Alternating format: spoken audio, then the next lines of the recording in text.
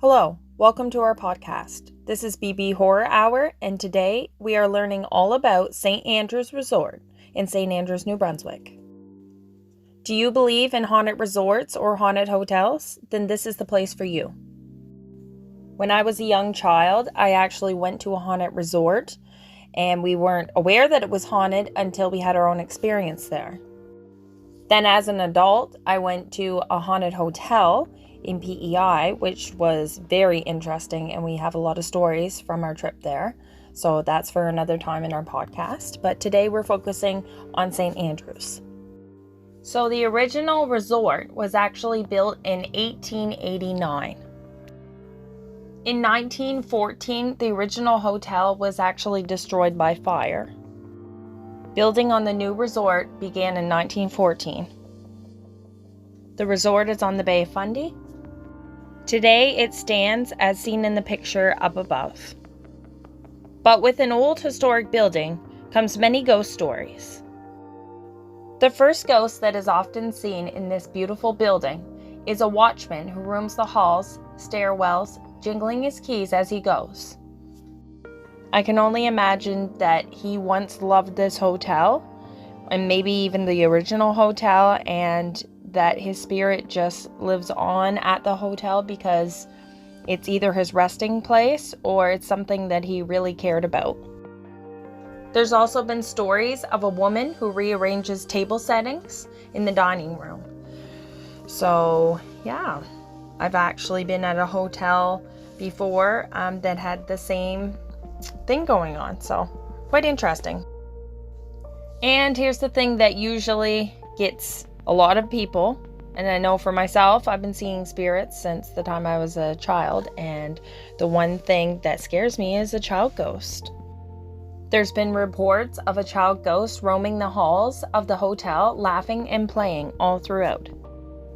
On the lighter side of things, maybe this child always loved this hotel and it was a second home to them. And maybe this is why the child now roams the halls there.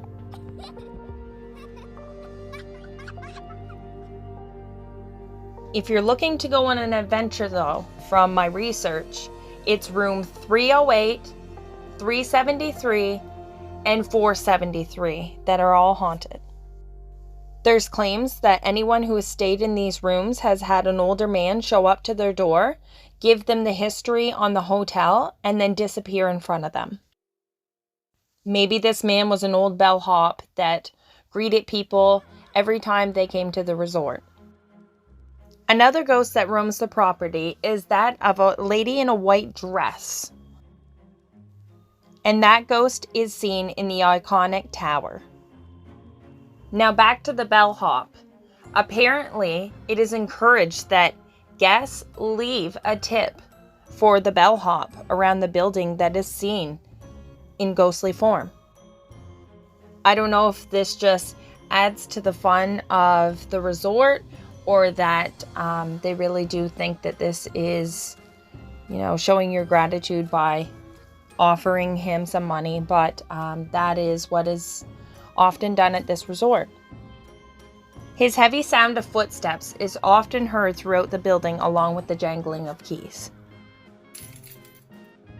The most famous ghost of this hotel/resort is actually a female ghost that it was believed to be a bride who lost her husband at sea. The woman died of a broken heart, and she is often seen throughout the building looking for her loved one.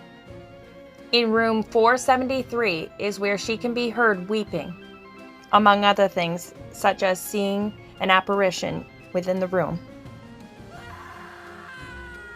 The third floor is where the child is often seen. The child can be heard playing throughout the halls and laughing and running. But on every floor, there are reports of doorknobs moving and eerie sounds throughout the building.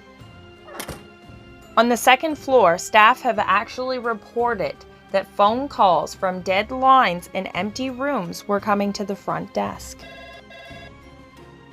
Can you imagine working in a building as haunted as this? And every shift, I'm sure, would be full of surprises. The hotel does let all visitors know that the supernatural guests are very friendly. No spirit is believed to be dangerous to the hotel or its guests. Now, from the information that I gathered from this resort, there are 80 rooms in total that you can stay in. I don't know about anybody else, but I know for sure that I will be going to this resort to check it out for myself. And I encourage anyone else to do so as well. Now, before I go, I just want to talk about making this video along with other videos that we have made in the past. We've been trying to make these podcasts off and on and actually had lost some content over making these videos, surprisingly. So I don't know if there's any paranormal, evidence to back that up, but definitely an eerie thing. In this video in general, I was losing audio. It was skipping audio.